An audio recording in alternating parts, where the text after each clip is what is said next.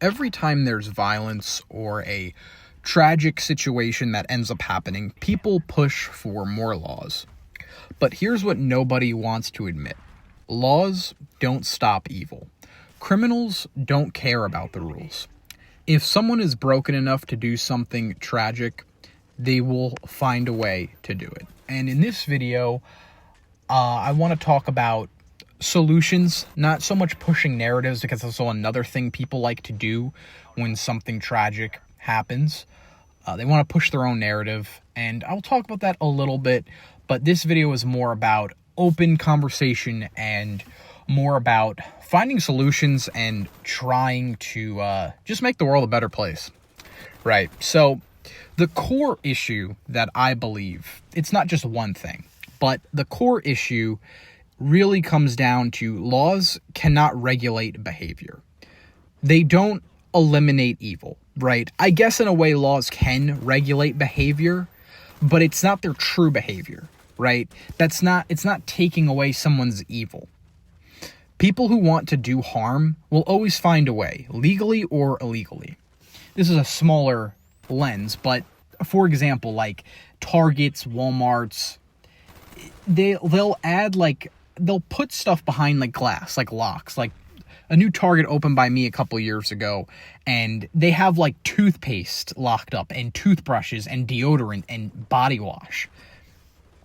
And I don't really understand what that's supposed to do, because if people are going to steal it, they're going to find a way to steal it. And all they do is come and unlock the glass door and they give it to you. So it's really a pointless thing. Now, on a more serious note, with guns and shootings, that's one of those things where it can be applied to the same thing. History shows that criminals don't follow laws anyways.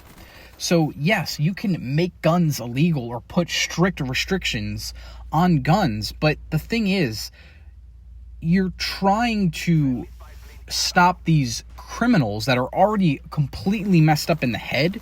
They're going to find a way to get them, right? It's not rocket science here. I don't really, and if you are pro-gun laws, please let me know in the comments down below on why you feel that way and why you think that'll actually make a difference, because I don't see that being made any different. I truthfully don't. It's not stopping the person's mindset.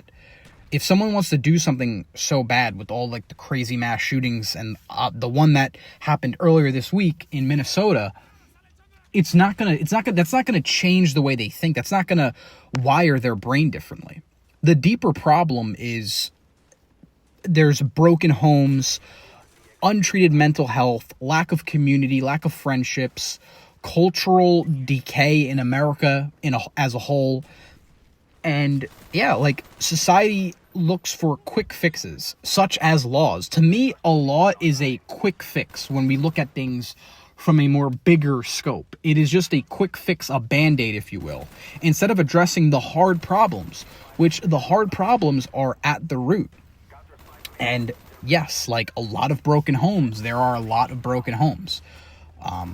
Just right off the rip, like half of marriages end up in divorce. Now, that doesn't mean that your life's terrible if you come from a divorced household, but it's still just part of just the family dynamics have just gone further and further from the base, right? The overall foundation is not there anymore. And yes, mental health it's a very bad crisis we have going on. And yes, I know the person that did the shooting was transgender, and I do view that as a serious mental health disorder. Whether you agree with that or not, you can't think that you're something you're not. If you're going to those extremes to change who you biologically are, there's something going on there that needs to be addressed, and you need help, right? I'm not one of those people that spews hate, but they need help. That's all that is. They need help. And again, just lack of friends, lack of community. It's these are the things. It starts at home. The family unit has been so far broken, as we've talked about in videos prior to this, but they're all connected. A lot of the things I talk about on this channel are all connected to bigger things like such tragedies that have happened. So what actually changes things is addressing them. So like I said, strong family structures, which is, it's not being afraid to have kids and not being afraid to start a family and to get serious with somebody, right? And understanding, like, you guys have to, everyone has roles. Like the ideal family structure is the mom gets to stay home and raise the kids while the dad goes out and works. But a lot of people, unfortunately, can't do that because of the economy and finances. So it's forced for both parents to go out and work. But it's just, and you have someone else raising your kid, like daycares. And no one's ever going to care for your kid like you do. And especially being a dad, I would always be on edge during the day knowing that strangers are watching and raising my daughter, So I'm very thankful and blessed that my wife is a stay-at-home mom, because it's just one less thing I have to think about or worry about throughout the day, But, and again, this is a whole separate video that I can go on about family structure, but yeah, family structure is huge, and every family will look different, but as long as there's some sort of structure and a good support unit amongst the family, that it's a good foundation. And every kid, I believe, needs little tweaks in the type of structure that they have. And yes, we talk about mental health support. Obviously, it's harder for men to get mental health support just because of society norms and what's expected as a man. So unfortunately, men are always going to get a short end of the stick there. But, you just, action is usually the best thing, whatever you're feeling, whether it's angry, sad, anxiety, depression. Action usually is the best thing to do. No matter how hard it feels, no matter how impossible, how far it feels, taking steps every day to attack whatever you're going through is huge.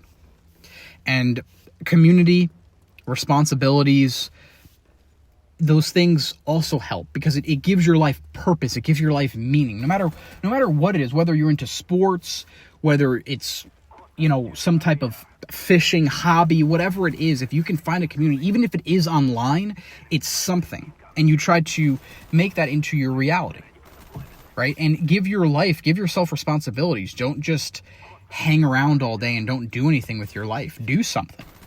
There's so much stuff you can do in this world. Explore your options, especially when you're young. Definitely do that. And if you don't know what you want to do, just that's really, you're kind of in a unique situation, and you're kind of in a nice one, because you can try a bunch of different things. So again, I've been there before. And listen, I don't think that ever goes away. Not knowing what you want to do, not knowing what you're going to be in life, I think is one of the things that, it's looked at as a bad thing, and I used to view it as a bad thing, but you can learn so much about yourself during those times. And don't be shy to try new things, new opportunities, And again, along the way, get responsibilities, get a job. I mean, I would get a job, or at least work on something that you can grow, something that you can feel proud of what you're doing. The worst thing to do is to do nothing. And that's when a lot of the mental health struggles, I believe, come for a lot of people. Obviously, tragic things happen to people. Those are separate things. But the normal day-to-day mental health struggles, a lot of them can be fixed by just doing action. And you know what to do. You're anxious about something. You're nervous about something. You're overthinking. The best thing usually is to do is just do that thing that you're nervous about. You're sad about something with your life, whether it's the way you look, the way you feel, maybe your finances, your relationships, whatever it is, the best thing to do is to attack it one day at a time, one step at a time. And before you know it, you'll look and you can look back and be like, wow, I'm happy I took those actions. I'm happy I took that first step and started facing my problems head on.